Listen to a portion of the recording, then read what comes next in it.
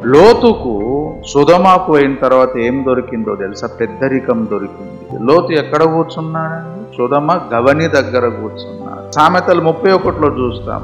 ఆమె పెనిమిటి దేశపు పెద్దలతో కూడా కూర్చుండును, గవని యొద్ద పేరుగొనిన వాడై. ఎవరిని పడితే వాడిని కూర్చోబెట్టారు, అక్కడ జర పెద్ద మనుషులనే కూర్చుండబెడతారు. కాబట్టి పెద్దరికం దొరికింది వాడికి. అబ్రాహాం దగ్గర ఉంటేనేమో అబ్రాహాం చెప్పినట్టు వినాలి.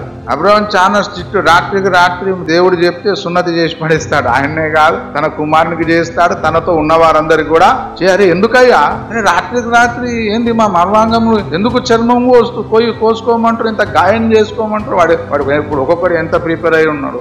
అబ్రాహాము భక్తుడు అంత విధేయత చూపెట్టిన వాడు. అబ్రాహాముతో అంటుకట్టబడి ఉంటే సంధి తప్పు చేయడానికి, దేవుని నుంచి దూరం పోవడానికి, పాపం చేయడానికి అవకాశం ఇవ్వడు. కాబట్టి లోతు కూడా ఏమనుకున్నాడు, ఆయన భార్య టార్చర్ ఎంత ఉందో తెలియదు. దేవుడే దిగివచ్చి చెయ్యి పట్టుకొని లోతును సొదొమ గొమొర్రా నుంచి బయటికి లాగితే, ఇప్పుడు ఈ మిసెస్ లోతు గారు చూపెట్టున్నది చెప్పండి. దేవుడు నడిపిస్తున్న వైపు లేదు, మళ్ళా సొదొమ మీదనే ఉన్నది.